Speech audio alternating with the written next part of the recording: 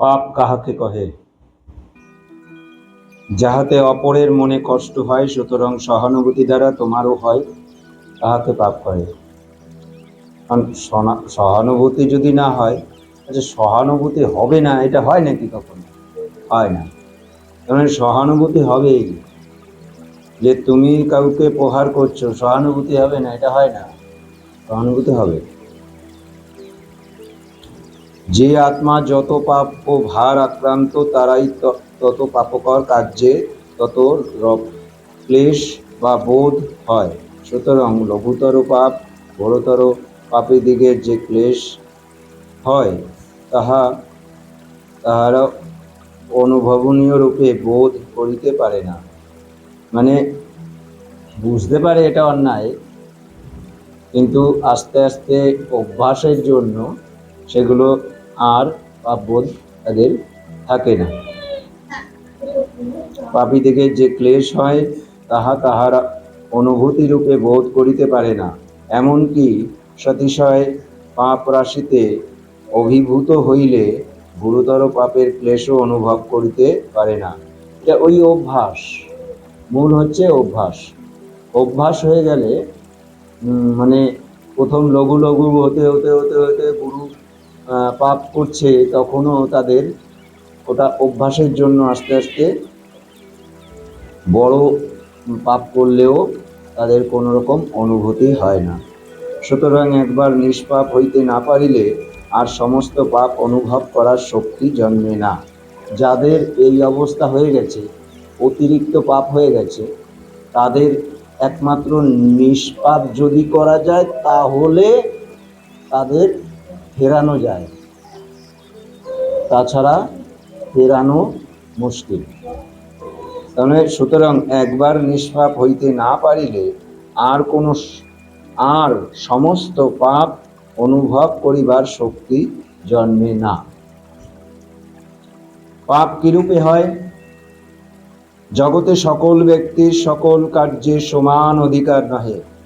দেখো, যে মাতৃদুগ্ধ অতিশয় শিশুর জীবনে রক্ষা সুকঠিন, সেই মাতৃদুগ্ধ আবার যুবার পানীয় নহে। আবার যুবা যে মৎস্য মাংসাদি দ্বারা শরীর সবল করিয়া থাকেন, শিশুর পক্ষে তাহা ভক্ষণীয় নহে। অন্যদিকে দেখো, যে ব্যক্তি বহুকাল আকরের অন্ধকারময় স্থানে বাস করে, একবারে সূর্যালোকে সমুদ্ভাসিত স্থানে সম্মিলিত নেত্রে গমন তাহার পক্ষে অসম্ভব। এই কথাগুলো তো বোঝা গেল যে উপমাগুলো দেওয়া হয়েছে। যদি অন্ধকারময় স্থানে থাকে, হঠাৎ করে যদি মানে দুপুরবেলার যে রোদ, সেটা সে যদি এসে ফট করে দাঁড়ায়, সে কিন্তু তাকাতে পারবে না। গমন তাহার পক্ষে অসম্ভব, অর্থাৎ সমুদ্ভাসিত স্থানে উন্মিলিত নেত্রে গমন করা তাহার পক্ষে অসম্ভব। অর্থাৎ তথায় গমন করিলেও তাহাকে নিম্নলিখিত নেত্রে থাকিতে হইবে। প্রথম চোখ বন্ধ করেই থাকতে হবে, আস্তে আস্তে অপর নিরন্তর আলোক রাশিতে ভ্রমণশীলয় যদি অন্ধকারময় স্থানে গমন করেন, তবে তিনি প্রথম কিছুই দেখিতে পাইবেন না ইত্যাদি বিষয়ে।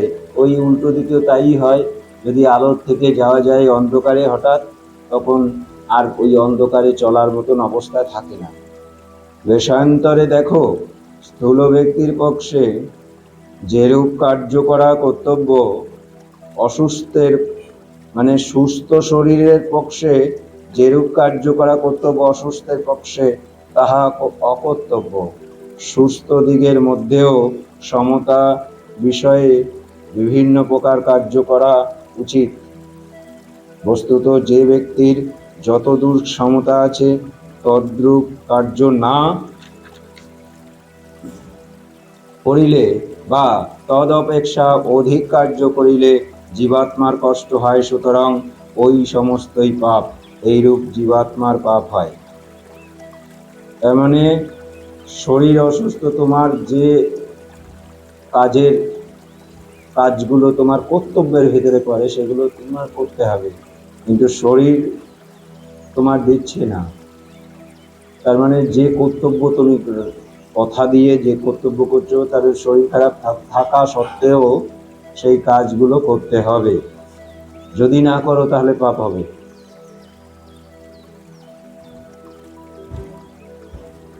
জন্মগ্রহণকালে পিতা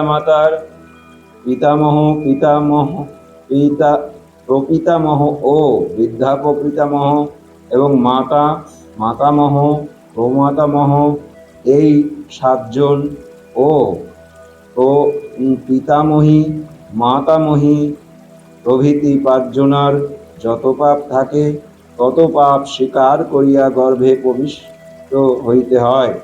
সুতরাং যদি সৌভাগ্যক্রমে মাতা পিতা নিষ্পাপ অর্থাৎ পূর্বতগণের পাপ হইতে মুক্ত হইতে থাকেন, তবে গর্ভস্থ পূর্বত পাপ হয় না, কিন্তু তাহাদিগের যদি অন্য পাপ থাকে তবে তাহা হয়। এখন মা বাবা যদি নিষ্পাপ থাকে, ওই পূর্বপুরুষের পাপগুলো স্মরণ করতে পেরেছে, তাহলে ওই বাচ্চার ওগুলো হবে না, কিন্তু আনুষঙ্গিক যে পাপগুলো করে বসে আছে সেটা হবে, অনেকটা ভার কমবে, এইটুকুনি। দ্বিতীয়ত স্বকৃত পাপ অর্থাৎ পাপকর কার্য সম্পাদন যে পাপ হয় তাহাই। এই 2 প্রকার এবং কতিপয় সূক্ষ্ম কারণের পাপস্পর্শ হয়। পাপের প্রায়শ্চিত্ত, পাপের প্রকৃত প্রায়শ্চিত্ত আত্মগ্লানি। যেমন পাপ তদ্রূপ আত্মগ্লানি হওয়া আবশ্যক।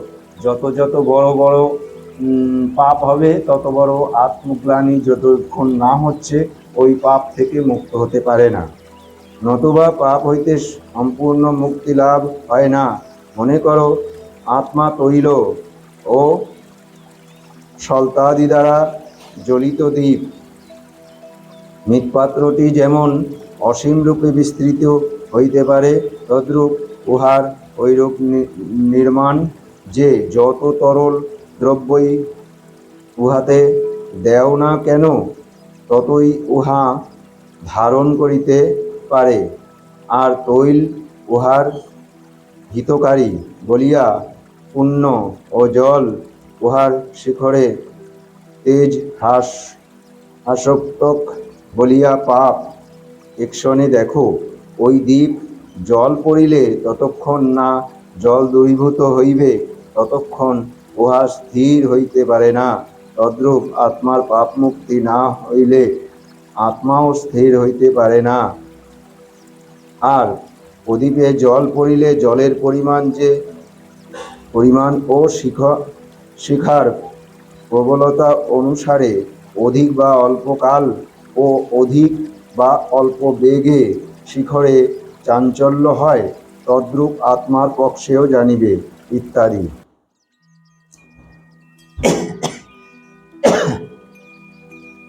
পাপ মুক্তির অন্য উপায়, কিন্তু যেমন ওই প্রদীপের জলভাগ উপায় বিশেষ দ্বারা ফেলাইয়া দিলে আর শিখরে কোনো চাঞ্চল্য হয় না, তদ্রূপ অন্য কোনো সমতাপন্ন ব্যক্তি পাপ গ্রহণ করিলেও পাপ হইতে মুক্ত হইতে হওয়া যায়। অতএব পাপ হইতে মুক্তির দ্বারা দ্বিতীয় উপায় সমতাপন্ন কর্তৃক পাপ গ্রহণ। এতদ্ভিন্ন স্বর্গীয় বাকসিদ্ধি প্রাপ্ত সাধকরাও পাপ হইতে মুক্ত হইতে পারে ইত্যাদি ইত্যাদি। পুণ্য কাহাকে কহে, পুণ্যের পুরস্কার কি? যাহাতে অন্যের মনে সুখ হয়, সুতরাং সহানুভূতি দ্বারা তোমারও হয়, তাহাই পুণ্য। সাধারণ কর্তব্য কার্যের অনুষ্ঠানকে পুণ্য কহে। যেমন যাহার যেরূপ সমতা, তদরিক্ত কার্য করিলে বা আবশ্যক স্থলে তদপেক্ষা অল্প কার্য করিলে পাপস্য হয়, তদ্রূপ যাহার যেরূপ সমতা সে তদনুরূপ কার্য করিলে পুণ্য লাভ করিতে পারে। যেমন পাপ করিলে তাহার ফল তমময় আত্মগ্লানি অবশ্যই উপস্থিত হইবে, তদ্রূপ পুণ্য করিলে তাহার ফল সত্যময় ও তেজময় আত্মপ্রসাদও অবশ্যই উপলব্ধ হইবে। অতএব পাপের তিরস্কার অবশ্যম্ভাবনীয়, আত্মগ্লানির ন্যায় পুণ্যের পুরস্কারও অসম্ভবাবী মহা আত্মপ্রসাদ।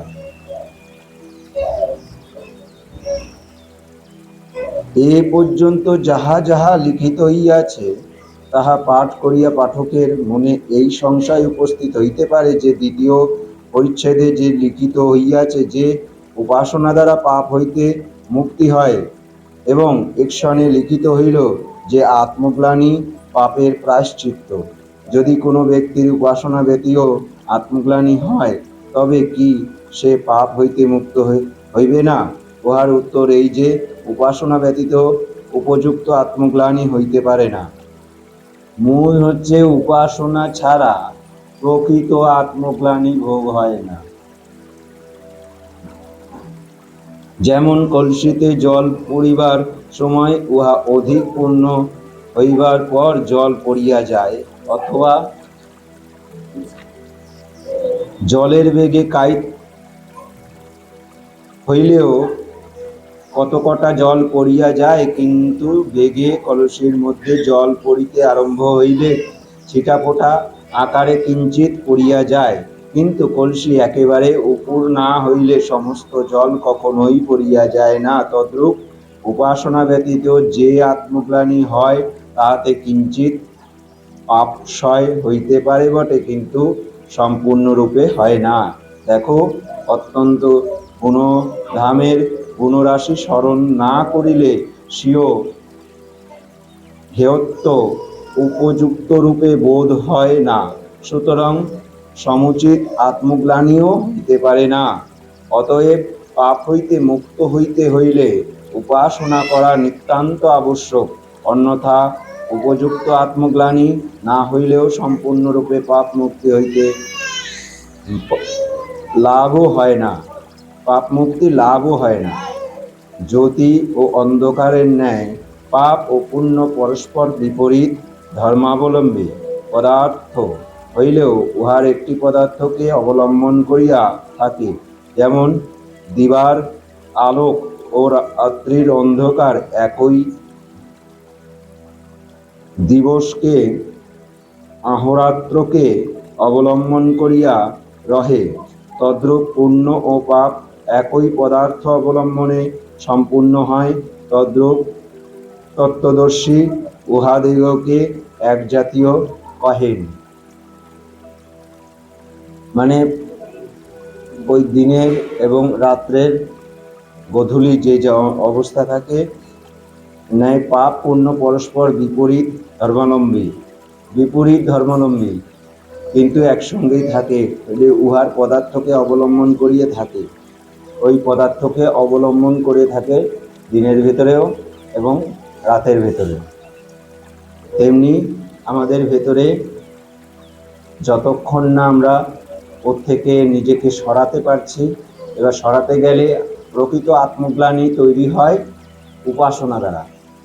উপাসনা সঠিকভাবে না করলে প্রকৃত আত্মগ্লানি হয় না, পাপ হতে মুক্ত হতে পারে না। তাই বারবার বলছি, নিত্য পরমপিতার অন্তত 24 ঘন্টার ভেতরে 3 ঘন্টা উপাসনা প্রণালী অনুরূপ উপাসনাটা করাটা প্রয়োজন।